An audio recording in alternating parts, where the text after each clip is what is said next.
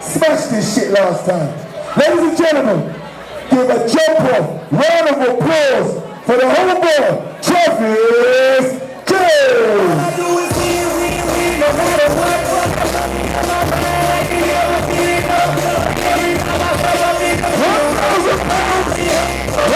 £1,000 comedy winner right here.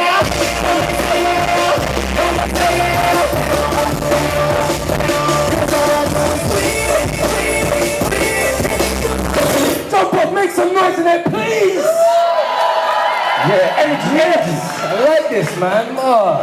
Madness, man. I'm loving the Olympics. I'm annoyed it's finished. I won't even lie to you, I'm annoyed it's finished. Because I like how we were so together. You understand? This is the first time I'm seeing black people and white people cheer for Team GB in the same Olympics. You understand? I'm on the tube. No, you rate that. Well, rate that. I'm on the tube right now. Just come from an Olympic event. White people and black people cheering for Team GB. I'm thinking we're so together right now. We're all having a big conversation together on the tube. I was thinking, how can we possibly divide this? All it took was a brother to fall over.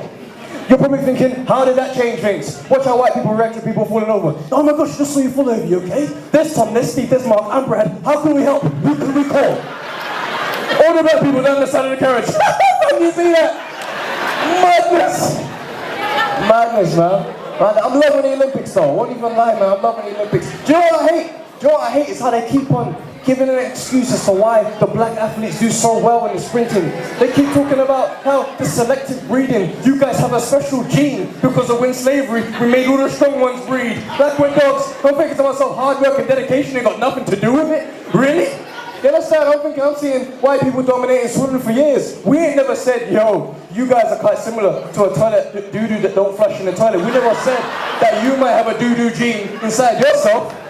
Why you float so well? Madness. I'm not a fan. I don't care. Madness, man. I don't care.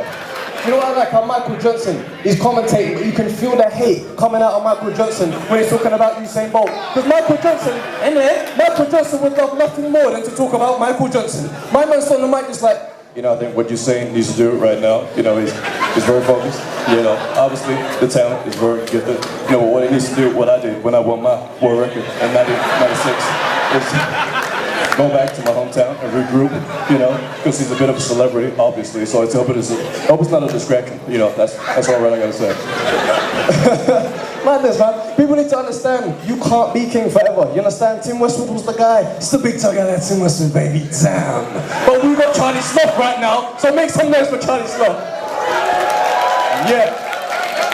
Madness, man. You know what's making me joke? Since Usain come out in the Olympics, he come out in the Olympics and he had his own little slogan, just celebrate. Everyone's trying to do their own one. You notice that when they call out the countries, bring up to Mongolia, and the guy's just like trying to do his own little thing. I'm thinking, nah, bro. You know what I mean? You come 7th place, ain't no one copying you. Madness, bro. I'm thinking, if that was me, it's like Travis J right now for Team GB. As soon as they turn to me, I'm like, I don't care. Madness, man. But you know, last time I was here, I told her I got a little girl. I got a beautiful little girl. And right now she's at that age, right, we're putting her in a childminders. And we don't live in necessarily the most trusting times to put your kids in a childminders, you understand? So we go around, we're visiting different childminders. Boy, them guys really enjoyed that one. We go around visiting different childminders. And I'm looking for reasons to say no more than I am to say yes, you understand? Now this lady opens the door, she looks at me. I'm looking for facial hair, unusual things that you would expect to see on a childminder. She opens the door, she's taller than me. Now this ain't really a childminding issue, but it bothered me, do you understand? I'm elevating onto the tiptoe so we can speak. Because I know I don't respect short brothers. Because I just feel like, you may look funny in a suit, and obviously, when you walk in with your girl, you can't give her no genuine forehead kisses. She's got to bend down to get the forehead kisses. You understand? That ain't life. So, that don't feel me. You know what I mean? So we'll go in there now. I'm thinking to myself, there's no way she can rate me. So obviously I need to show her intellectually I'm one step ahead of her. So I'm trying to finish her sentences. The only problem is we're talking about something she does every single day. She's like, you know, right now, the most important thing for a little girl so young is her, and I'm like, development? She's like, settling into a new environment. Okay. Anything else? Because, you know, in a few years' time, she'll be ready to, I'm like, blossom. She's like, start school. Terrence, is there anything else that you want to say? Say it all now, okay? I'm thinking to myself, you're feisty. So we go see this next lady, right? We go see this next lady. Now this lady's name is Sue. First of all, just want to say, that's an amazing name for a child minder. That don't sound nothing like no child abuse. That sounds friendly. That sounds happy. So we go see Sue, right? She's saying all the right things. I'm loving Sue. The only problem with Sue is that she has her own little boy. Now this is the first time me seeing my little girl interact with anybody her own size. I'm looking at my little girl. She smells like coconut hair oil and cocoa butter, just heavenly fragrances. And this little brother runs in and the whole room smells like feet. Now, I'll tell you how he was dressed. He had a helmet on, a bike helmet, a raincoat, boxing gloves, nothing covering the balls, kneecaps, and roller skates. Now I'm thinking to myself, I don't want to make an enemy straight away. I go straight over to him and I'm like, yo, cuz, I like your roller skates. What's that, Fisher Price? He's like, nah, cuz, just skates off. So I'm like, alright, cool. He puts his skates right there next to my little girl. Now, she goes straight to the skates. She starts playing with the skates. My man sees that, comes over, he's vexed, he's just like, don't touch the skates, okay? They're not yours, they're mine. I don't have to come back again. He goes away. Now I'm thinking to myself, that's alright. You know what I mean? It's a man, he can have his own things and put them down, that's alright. She thinks it's a game. She goes straight back to the skates, picks them up, she's waiting for him to come. He comes over. This time he's stressed out. He's holding the wrist, snatching away, pointing in the face, talking about, this is the last time I'm going to tell you that again, okay? I need it. Now I'm watching this from a bird's eye view, and it's stressing me. I'm like, it's okay, brother. Let me see you do that one more time while I'm standing there. Obviously I gave you this impression I'm a waste man. Now, I'm looking at my little girl, telepathically telling her to pick up the roller skate one more time. I'm here. It's almost like a daddy-daughter honey trap. I'm like, let's do this thing. Understand? Now, my man comes over. He's committed. I mean, his feet are off the ground. He's in the air. I catch him midair and I go straight to your knees and I'm like, I don't know who you are. But I can tell you right now, if this is for some kind of ransom, I don't have any money. But what I do have are a very particular set of skills. Skills that I have acquired over a long career. And this makes me a nightmare for guys like you. Now, if you leave her playing with the roller skates, I will not hunt you down, and I will not pursue you.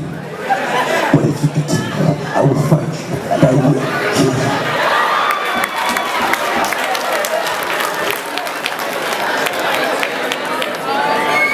This little dude got brave, looked back at me, he was like this.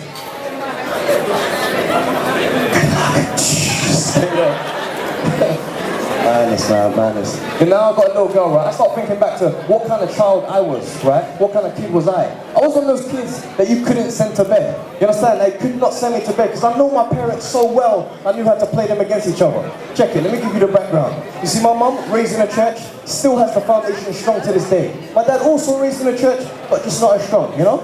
Now, they'll be sending me to bed, and you know when you get that final good night, you understand? They'll be like, bedtime, can I stay up and watch Friends?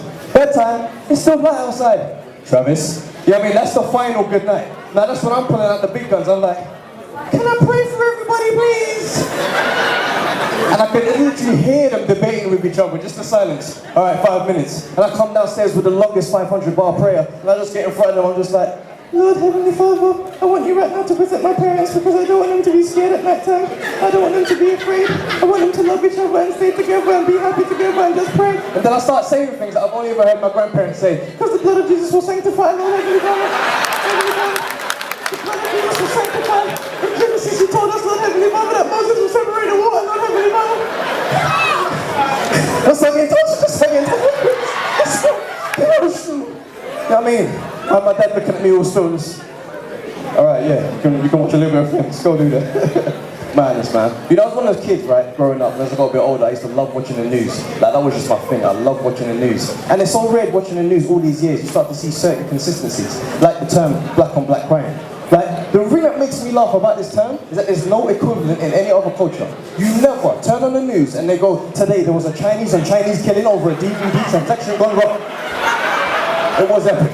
You understand? That's never the equivalent in the news. And whenever they need a spokesperson, a black spokesperson to speak on serious issues involving the black community, they always find the most dumbest, slowest, ignorant brother that they can find on road. You understand? And just by the way they will talk to him, he'll become like it's a setup. They'll be like, I'm Neil Haig, here I am right now with a very well-respected member of the South London community, Mr. Elijah Benjamin. We just want to get a deeper perspective about what's happening on our streets. Elijah, given Given the complexities of the current circumstances we've now found ourselves up against, what do you think has contributed to the rise in the epidemic that is black on black crime? Where from first of all? What I can observe is, you see Neil right there, sir, right there by the bridge? Nobody can cross it. Nobody can cross it. Nobody. It's only who can manage the water. Nobody can.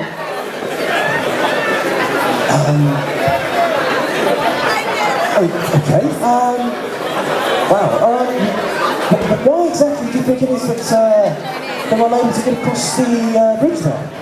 Well, you see, I'll break it down and make it very plain for you right now. You see, the kids them have no community centre where they can just go and just mind their own. You see, but I can go back and forth with you all day on this. But we have some drag feeling we must pick up, alright? No English, straight patois. Easy.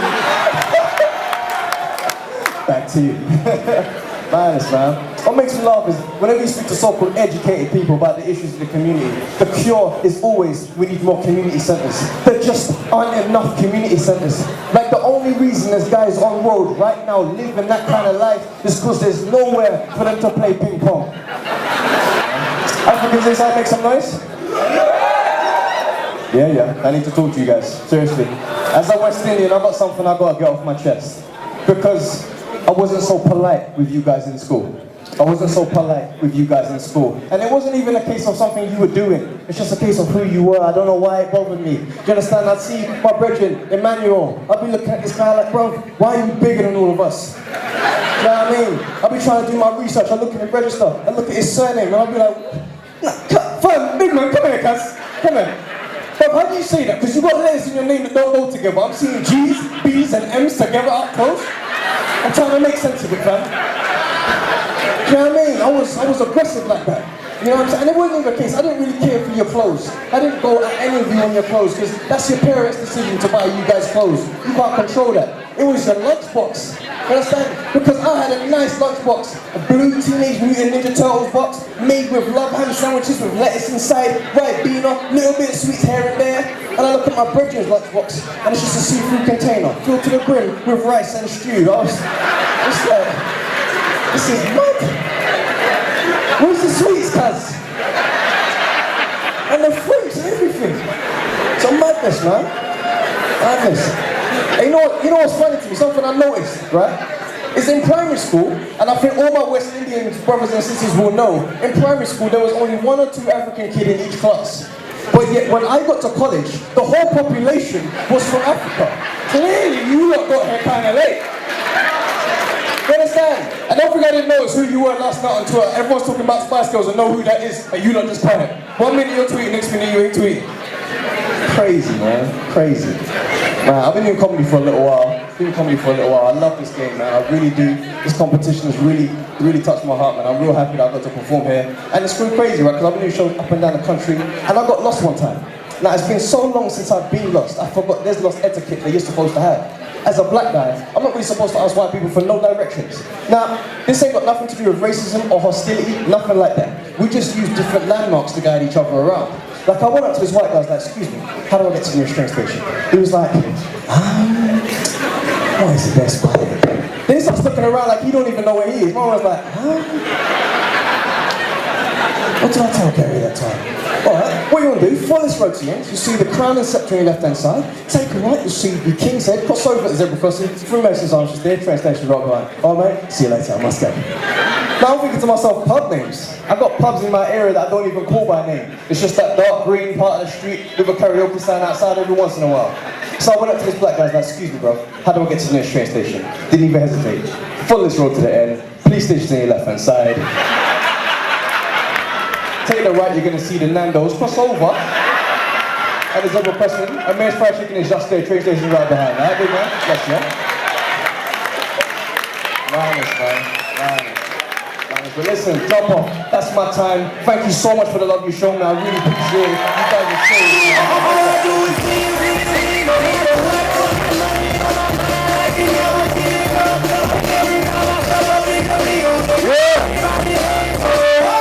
Yo, what's going on? JumpOff.tv, Chucky Online, aka the short Denzel Washington, and I caught up with the comedian in the place who absolutely smashed it. Travis, how was it for you, man? But it was nice, man. The Jump Off crowd is always buzzing, man. You get them, you hit them right, they will love you forever, man. So I'm feeling like a king right now. I won't even lie to you. When I came here before you hit the stage, I saw you pacing up and down. You seemed like you was really in your zone.